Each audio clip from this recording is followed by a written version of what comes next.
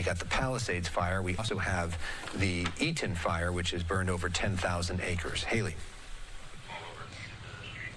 Hey, I can't hear you guys, but I'm just going to go ahead and tell you what's going on here. We're still at the Brighton estate. This was an asphalt contractor, built this house in 1928. We were just here a minute ago. We thought the fire was out. It's not. So they kind of sparked back up again, and firefighters are putting out these flames right here. And Frank, if you can see that one right there on the right side of the garage, too. The neighbor's house next door is a total loss, and so obviously they're trying to put out any threat so it doesn't keep spreading. So we're just down the road from Christmas Tree Lane and right on Santa Rosa and Alameda, basically down that road. This is where the really famous house called the Brighton Stein Estate, built in 1928. He moved here from the East Coast, and this house, the main house, has been able to withstand literally anything. The Northridge earthquake, this fire's built of stone, really thick walls, and the roof's made of slate. So that's why it's pretty much been able to not even have a crack with the Northridge earthquake when other houses around it definitely had damage. This is their guest house. There was computers inside. John, do you want to tell us what else you guys lost? Contracts, documents.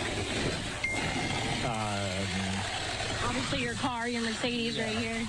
The Mercedes, of course. But again, it's not as devastating as it was for other people's losses. Yeah, we heard Marla say a minute ago, 5 people have died now in this Eaton fire.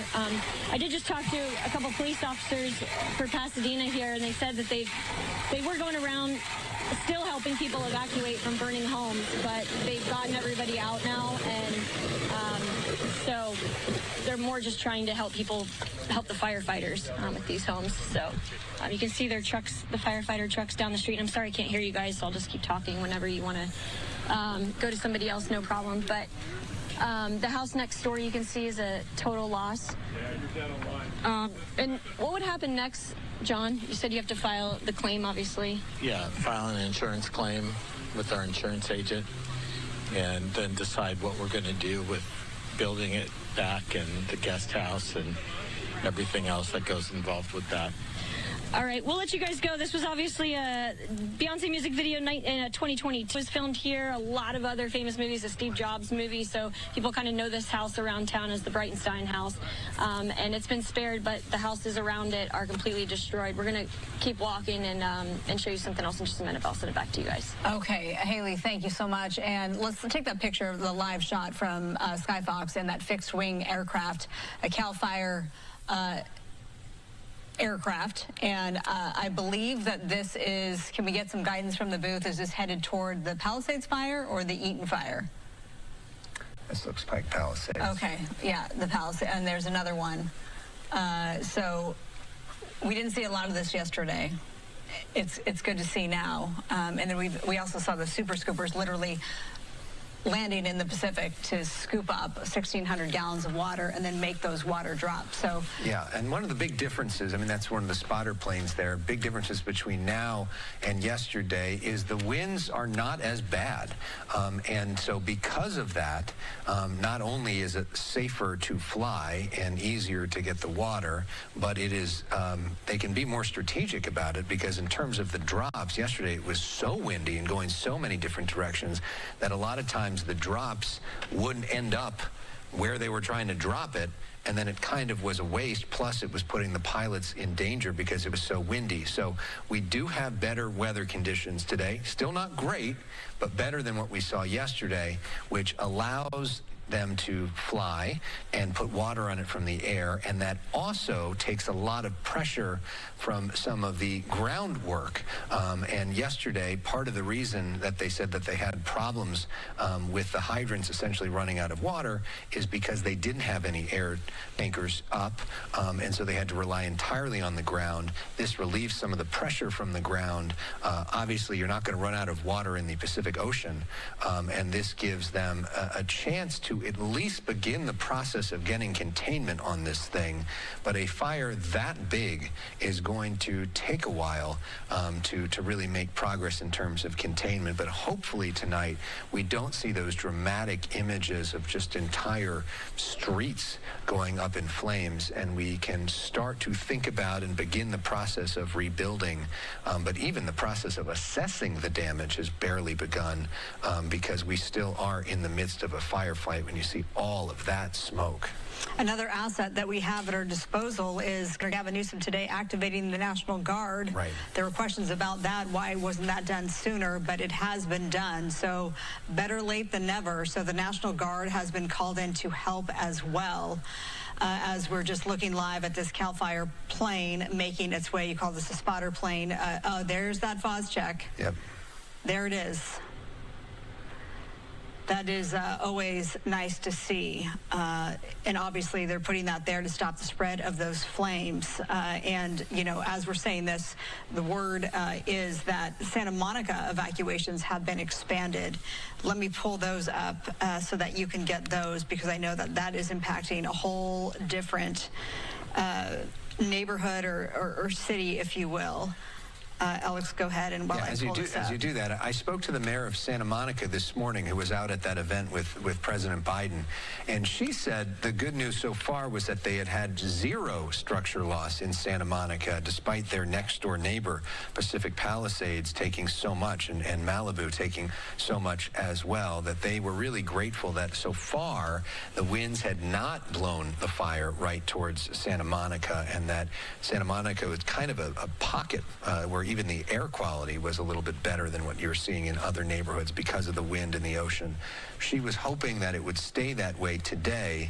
The fact that they've expanded the evacuation zone is obviously not good news, but the only good news so far is we have not seen anywhere close to the destruction in the city of Santa Monica that we've seen in the city of Los Angeles. So this is a leave immediately evacuation order from Santa Monica, and this is expanded for all areas north of Montana Avenue from the beach to 11th Street. I'll repeat that. Leave immediately for all of those homes north of Montana Avenue from the beach to 11th Street.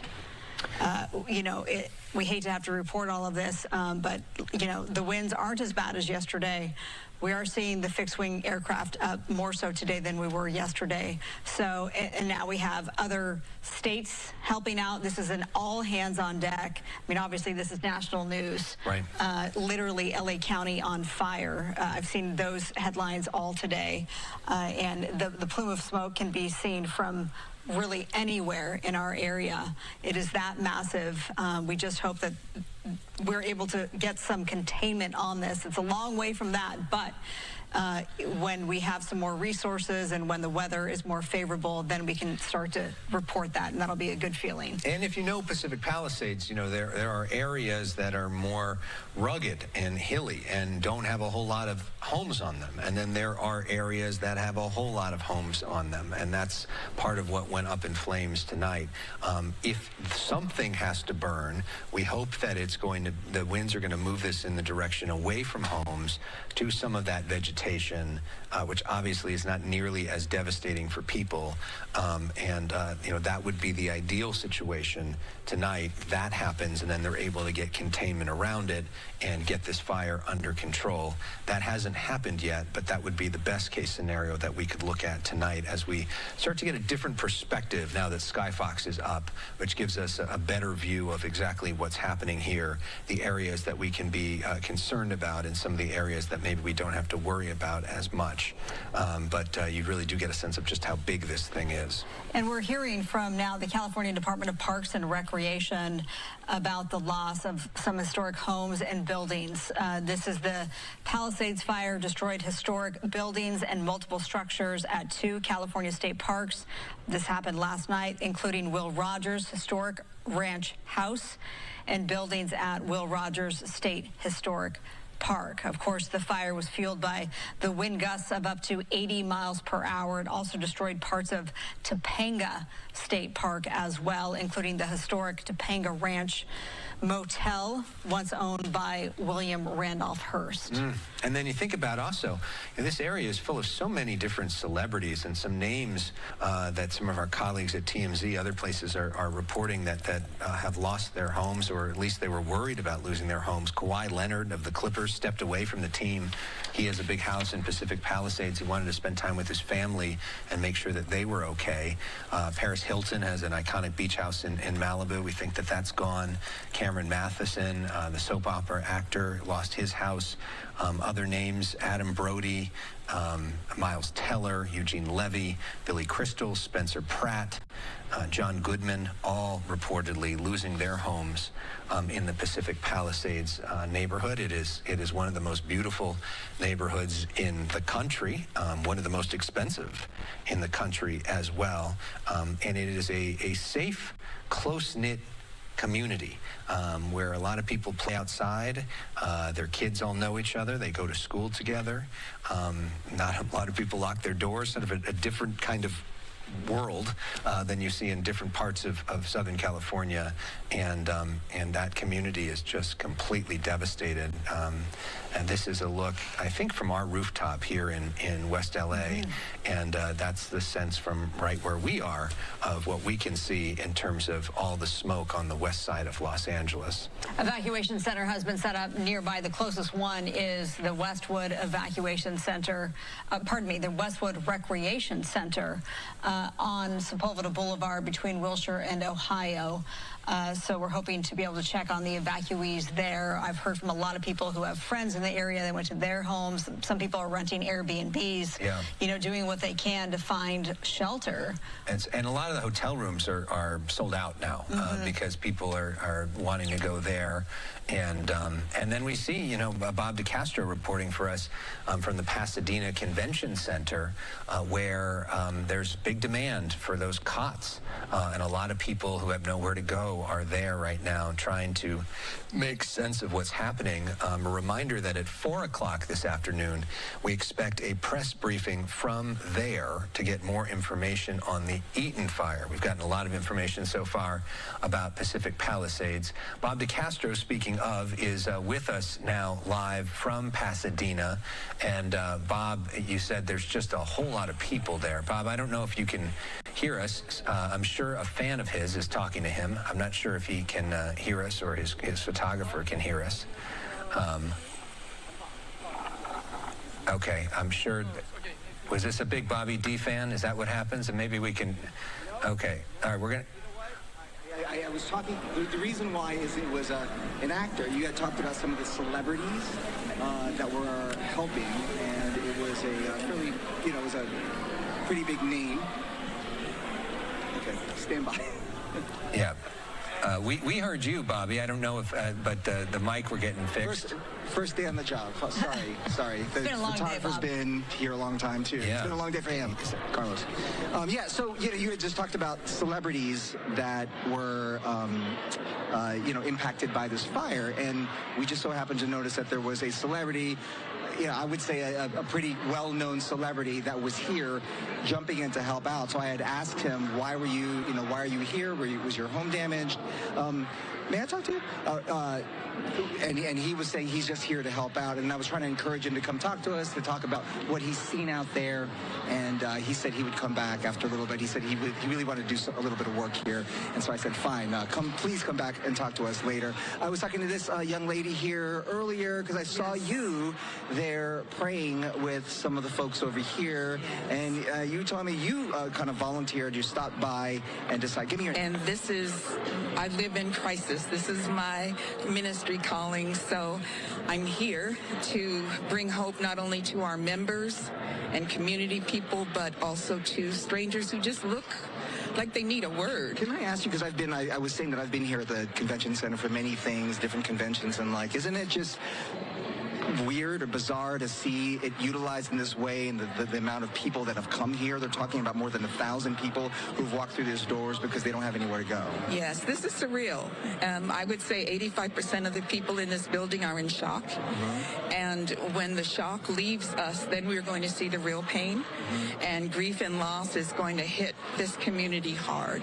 These are long-term homeowners, and some lives are being saved, but memories are lost, and they don't come back. Yeah. You're talking to some of these folks, and you're saying that some of them already know that their homes are lost, and obviously people evacuated. Some of them don't even know what is the status of their home at this time.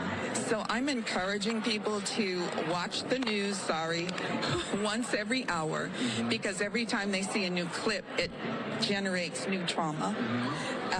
But to control what they can control, and to let go of those things that are uncontrollable and unknown at this point. If we deal with the cookie one bite at a time, it's so much easier than taking the whole thing in.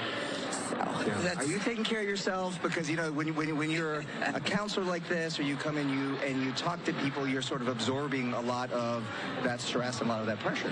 Yes. Okay. And so I take care of myself with water. Okay. I swim.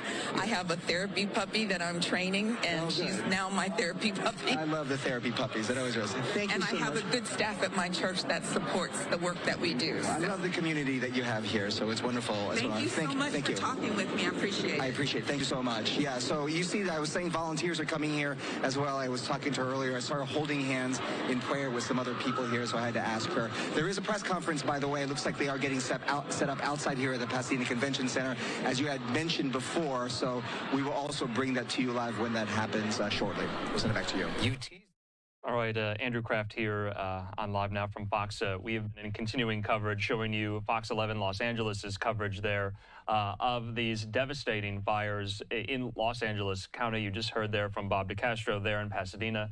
At the top of the next hour, there will be an update. There will be a press conference live on the status of containment efforts for the Eaton fire specifically. We do know now, though, that the Pacific Palisades fire is now the most destructive in Los Angeles city history. We do know that the number of people who have been killed due to this fire has risen. It stands now at least 5 individuals killed because of this fire. And just in the last 10 minutes, we now know that evacuation orders have expanded near Santa Monica. So we want to take a quick commercial break. We're going to get right back into Fox 11's coverage in just 2 minutes.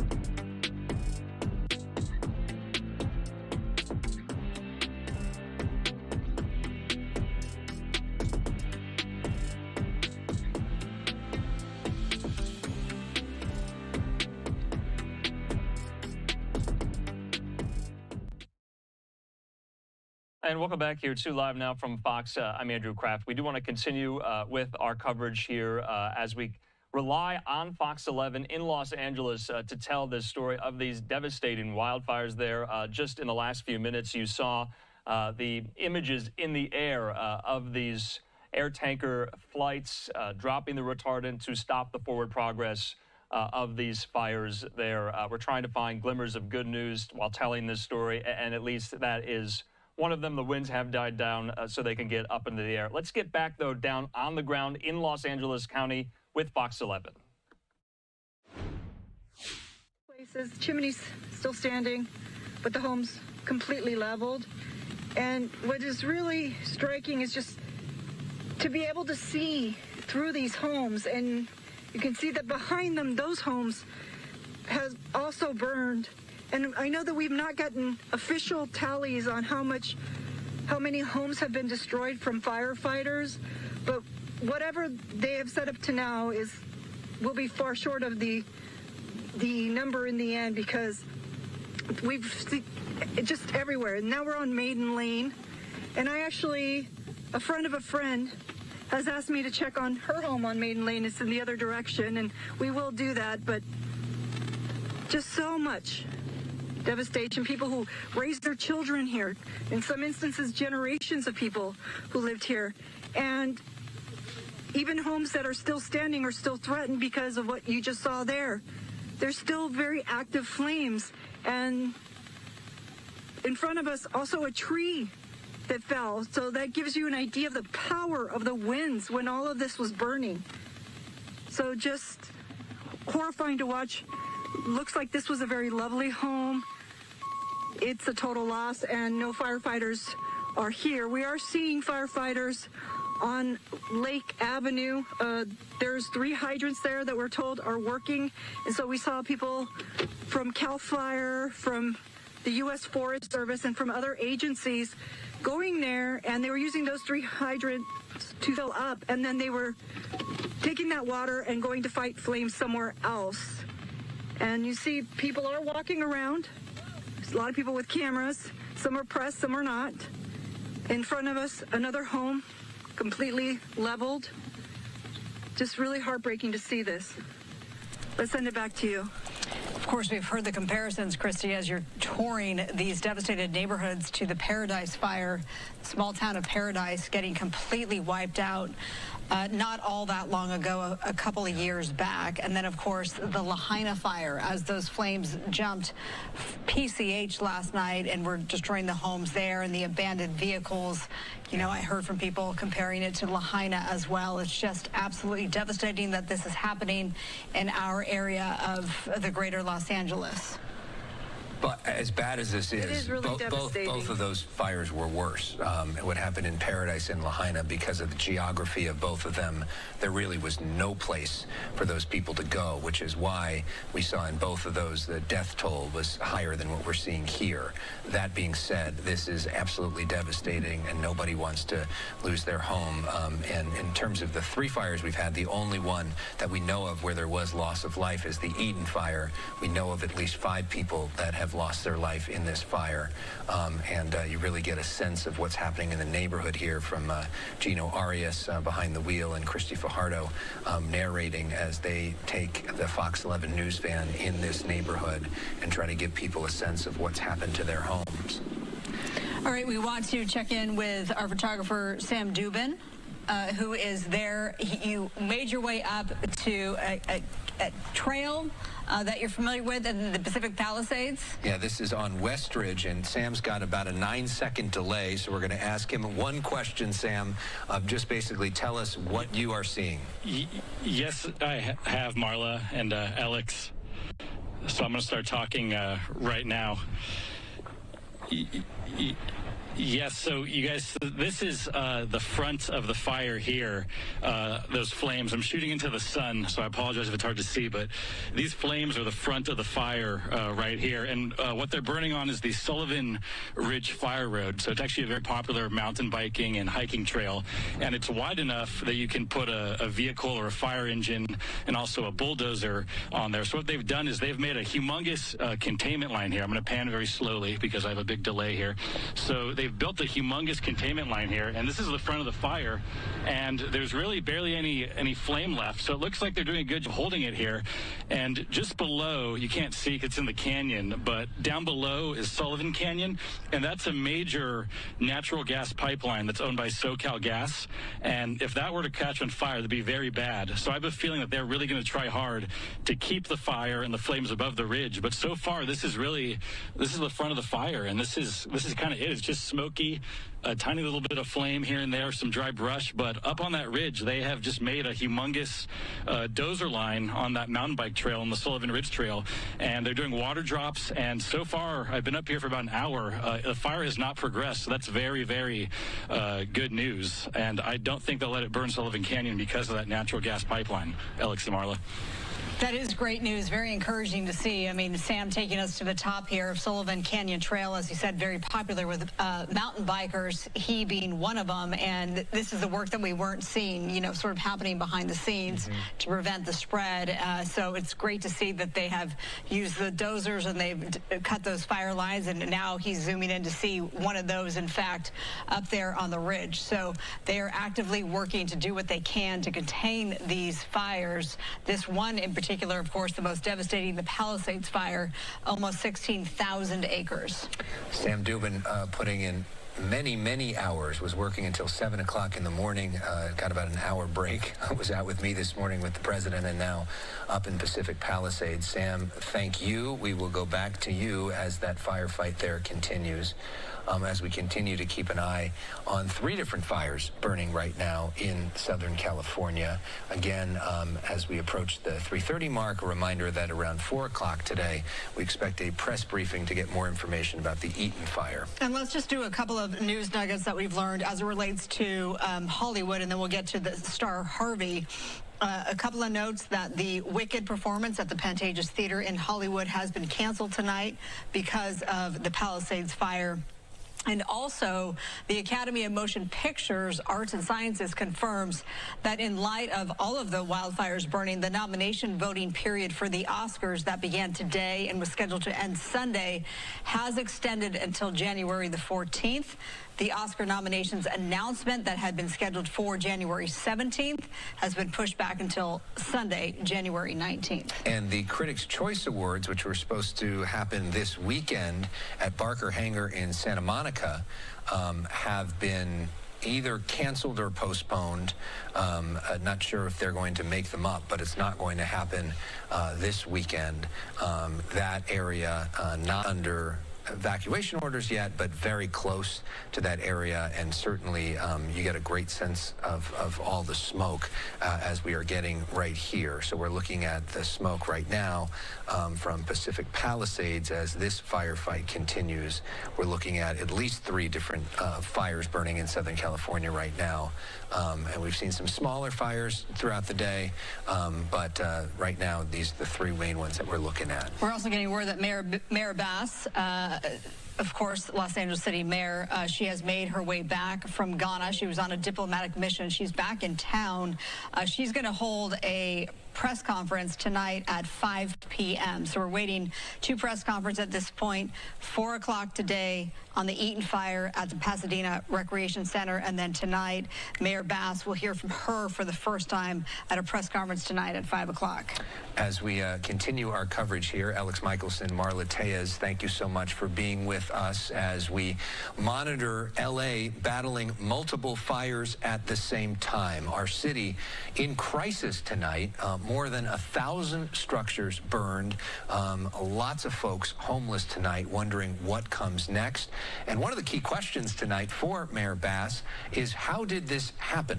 And is there more that the city or the state or the county could have done so that we would be better prepared and not be so overwhelmed by the flames yesterday?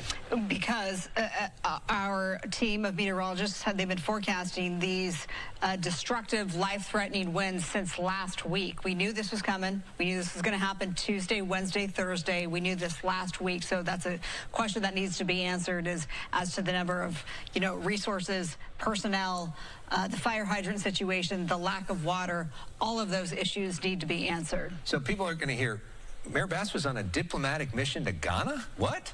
So when Mayor Bass was Congresswoman Bass, she was deeply involved on the issue of Africa. She led several different congressional delegations to Africa. There's a new president of Ghana who was being inaugurated. She was part of President Joe Biden's official delegation from the United States to go to Ghana to be a part of that. That's why she was there. There's plenty of people here who think, that's great if you were Congresswoman Bass, you were Mayor Bass. We had this big firestorm weather potential coming in, and she should have been here. It'll be interesting to hear her potentially answer that question a little bit later on tonight, and also talk about what's going to be next for the city. We've offered her a chance to come on and talk live with us, and we hope that she will in the hours and days ahead.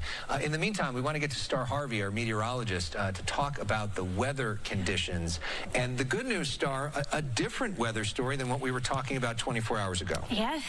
You know, just as both of you were just speaking about, you know, we had forecasted this. You know, I remember standing in this very spot about a week ago, you know, talking about the potential weather ahead of us on repeat, day after day after day. And so it has arrived here. And we are seeing things that look a little bit different than where we were 24 hours ago. And a lot of that is going to be the lull in the wind activity. And again, we are not completely out of the danger because we did have the National Weather Service stretching in towards the end of our work week here. So our fire danger, this is going to be that Santa Ana wind where we're expecting our sustained winds to push upwards of, I'd say, 40 miles per hour. And we're still seeing that happen over 40 miles per hour. I just clocked not too long ago. We have those wind gusts that could get upwards of 80 plus miles per hour across the area. So we take those winds and then we look at our relative humidity. Those values are really low. We're talking dry conditions and winds. That creates the perfect environment for our critical fire weather to ignite across our region. We are looking at power outages across the region. We have been seeing them since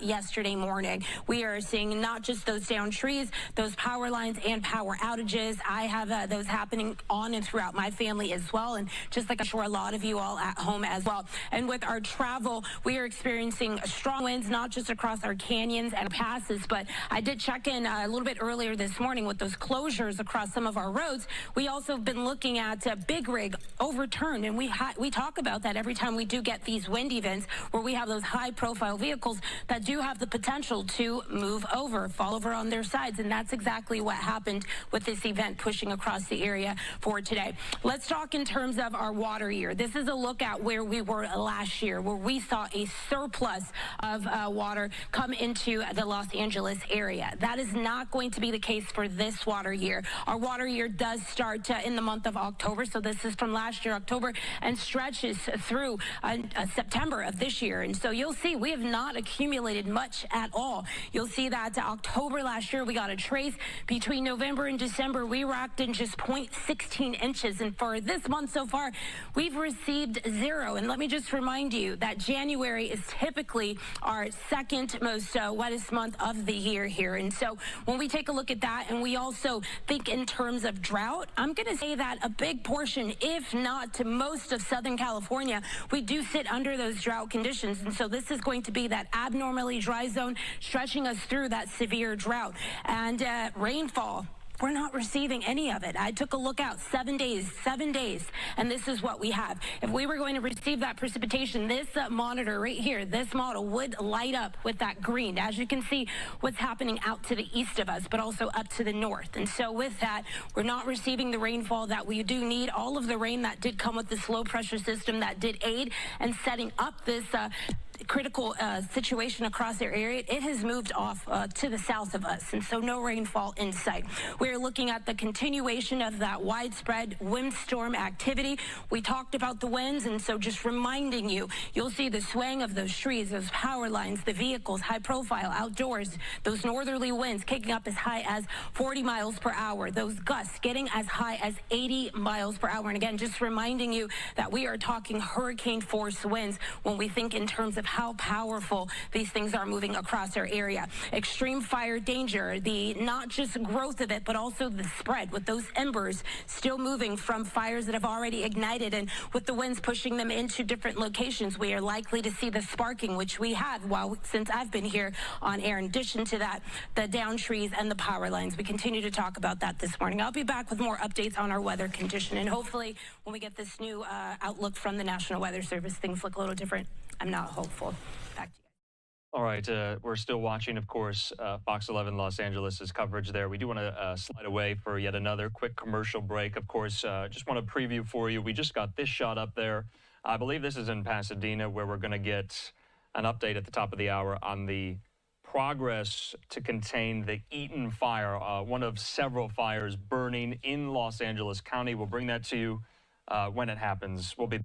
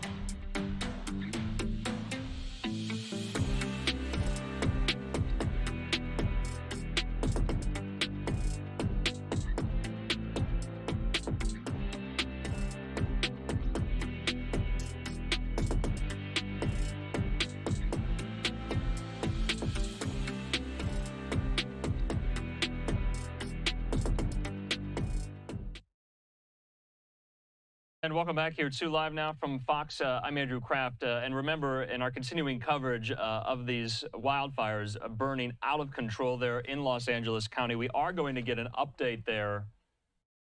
This is going to be in Pasadena on the Eaton fire.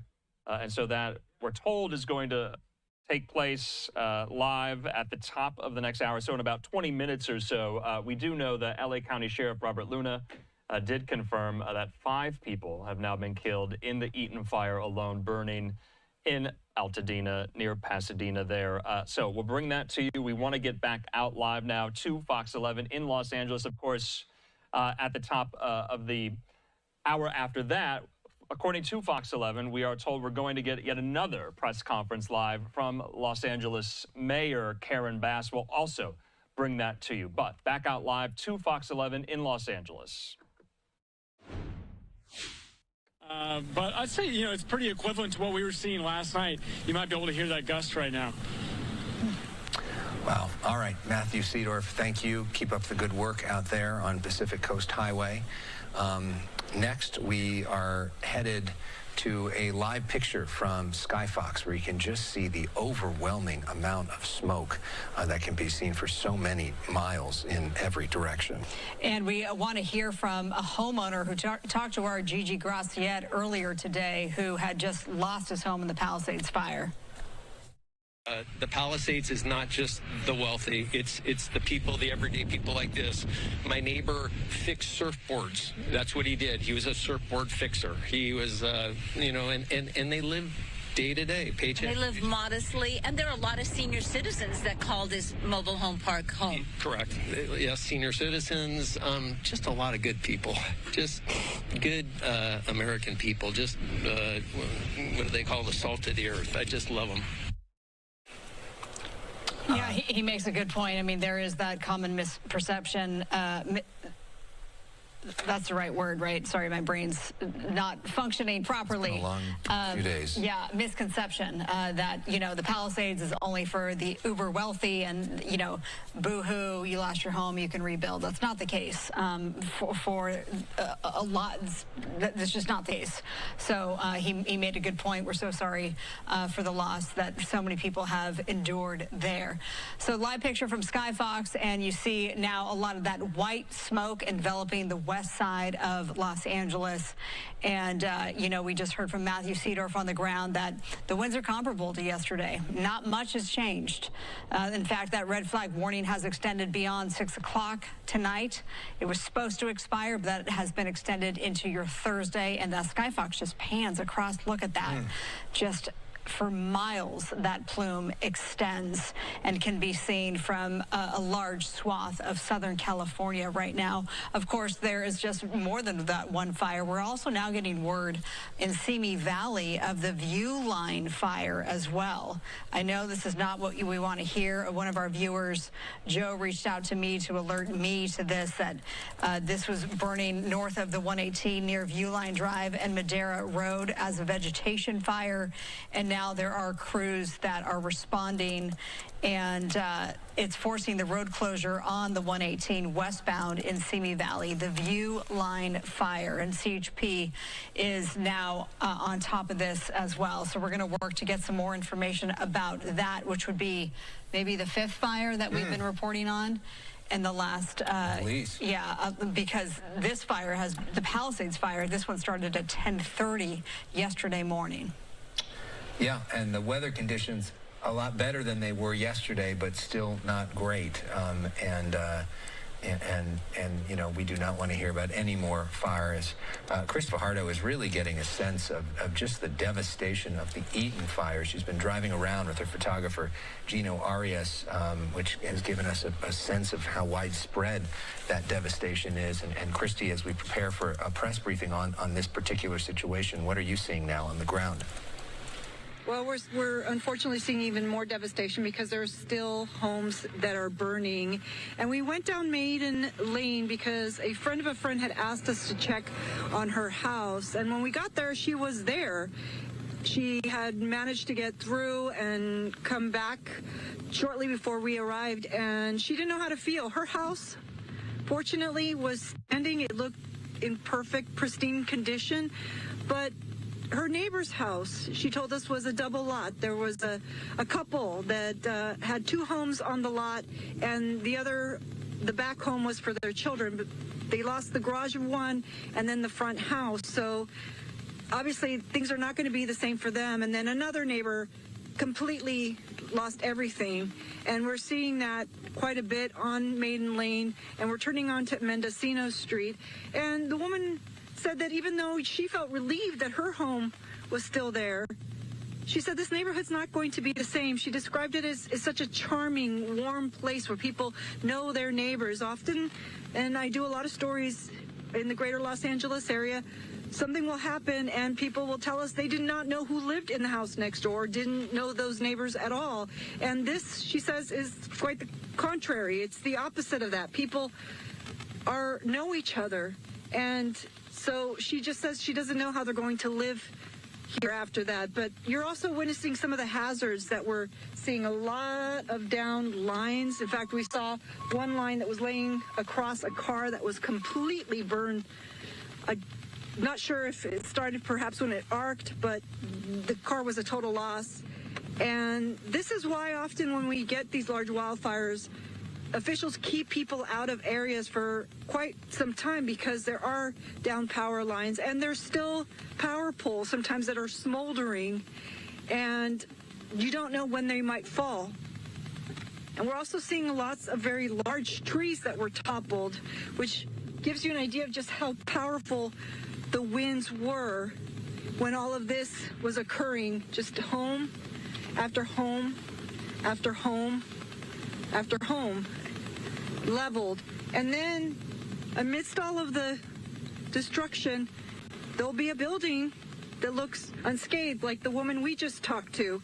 And she said she didn't know why hers was spared when her neighbor's wasn't. And there isn't a real answer for that other than just sheer luck. And now we are going up onto Lake Avenue, and I showed you this before.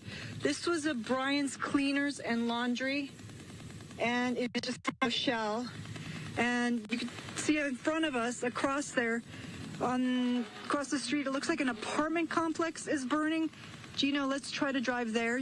The lights that are off now, where this is Mendocino Street and Lake. Power is out, it looks like. We're looking around. The traffic lights are not working, so we have to be careful as we cross here.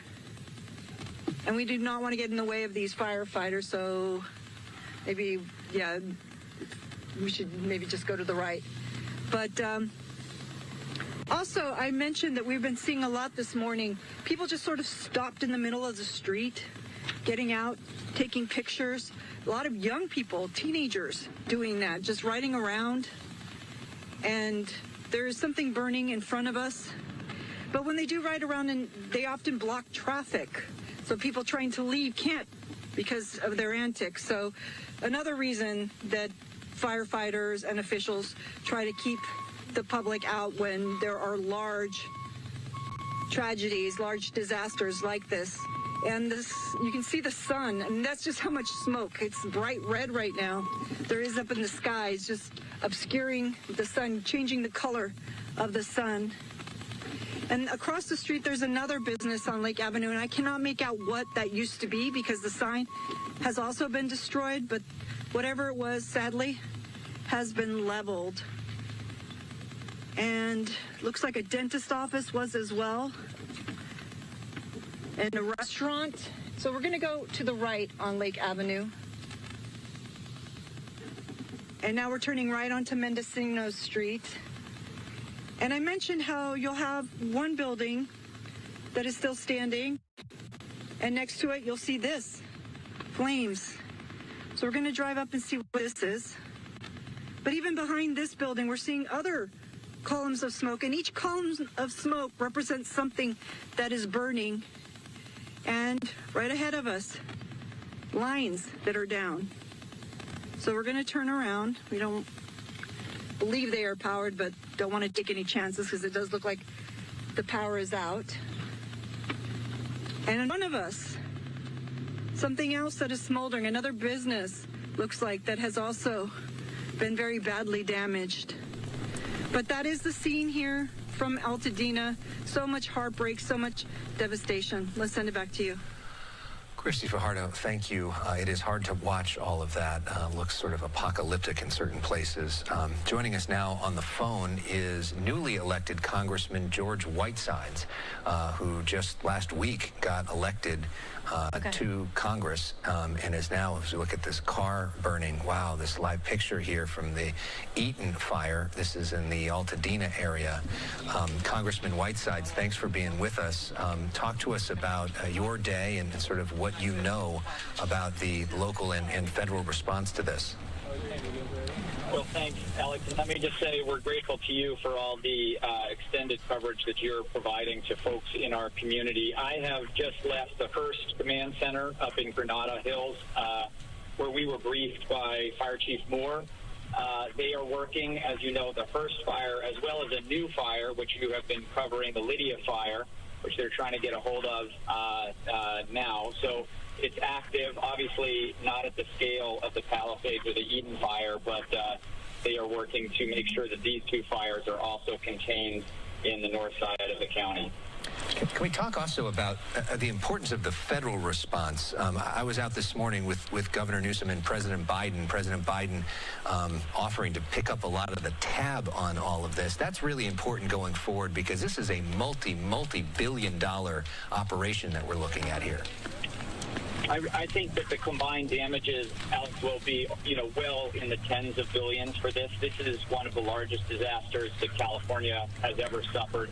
And that support from the president is going to be absolutely crucial. He made an extra commitment, I think, going above and beyond, and I think that that is going to be super important to, our communities recovering from this, which will take, let's be honest, years. What are you hearing, Mr. Whitesides, from your constituents? What do they need right now? Well, I just left an evacuation center here in Pacoima where people are bringing their pets and, they are scared. They are concerned about the smoke. So far, the evacuation centers on the north side of the county are well stocked with food. I think people want to make sure, particularly for elderly and the young people, that they're managing the air that they're breathing. So if they're going outside, to use a mask. But to stay indoors if they can, and to protect the folks who are the most vulnerable in our communities. And I don't know if you're near a TV screen or seeing this on the stream, but when you see these images and what you've seen in person today, just what goes through your mind on a human level? My heart breaks. My heart breaks. My wife grew up in Santa Rosa, and they had the Tubbs fire where they lost 5,000 homes in just a couple of hours. And we're going through our own version of that last night and today.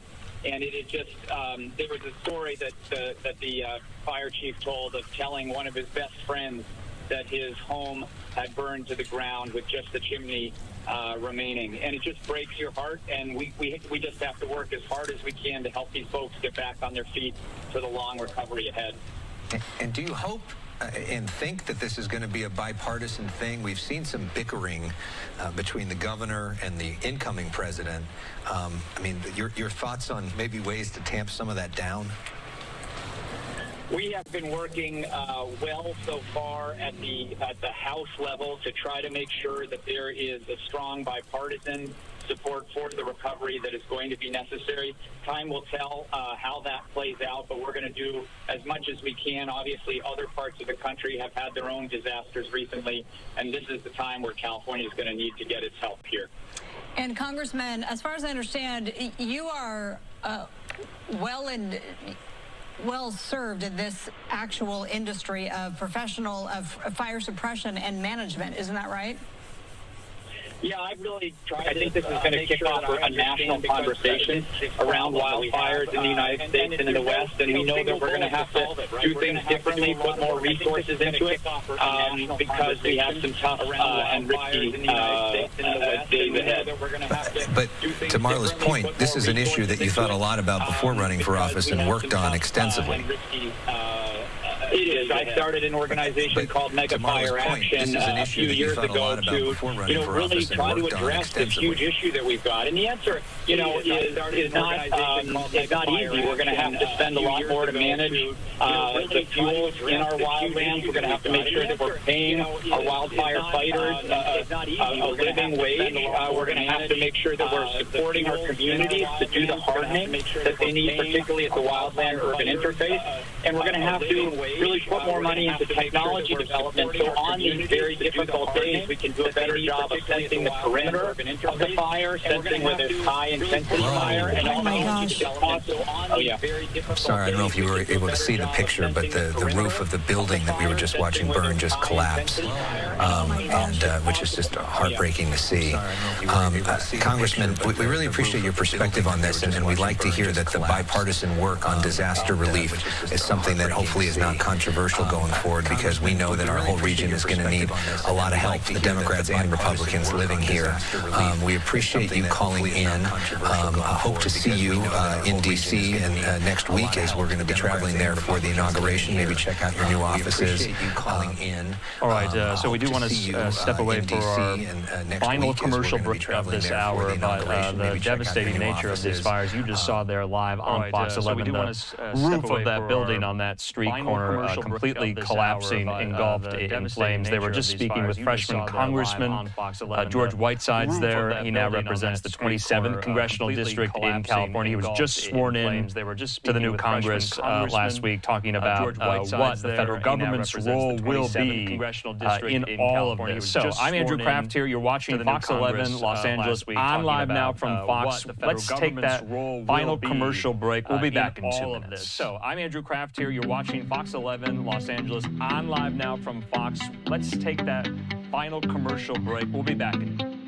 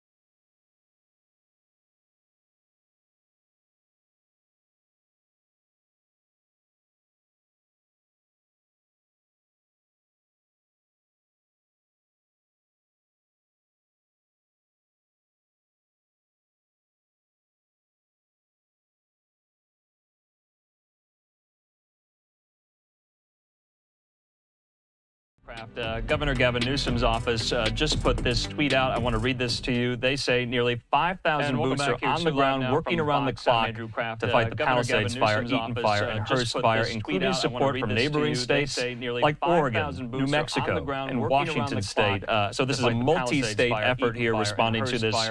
Remember, we are waiting for this press conference to begin very, very soon with CAL FIRE officials, an update on the Eaton Fire. We also know, of course, President Biden was in the area earlier today, and he has approved a major disaster declaration for California, according to the White House, allowing survivors to immediately access funds and resources to jumpstart their recovery. The White House says, additionally, FEMA approved a fire management assistant grant to reimburse California for firefighting costs last night. So we're going to take this live once it begins, though. In the meantime here, our colleagues there still at Fox 11 in Los Angeles continue with their wall-to-wall coverage of these devastating fires. Let's keep watching. Here, our colleagues there still at Fox 11 in Los Angeles. The valley downtown and residents using garden hoses with water pressure has significantly dropped, and that's a recipe for disaster. He says any power loss to pump or lift stations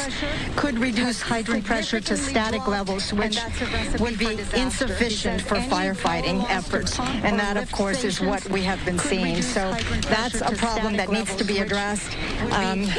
You know, this is I don't think we've ever seen anything like this, right? Like today, what I can say on a positive note is that the winds are nowhere near as strong as they were yesterday. They were insane last night. But, you know, you can still, we're still witnessing all of this destruction. Yeah, we are so relieved to hear that the winds are nothing like they were last night when you and Joab Perez were out there. So thank goodness for that. We can't necessarily say the same about the Palisades fire because Matthew Seedorf said they're pretty much comparable. But here at the Eaton fire in Altadena, the winds have backed off a little little bit, yet we are still seeing all this destruction. Gina Silva will be checking in with you.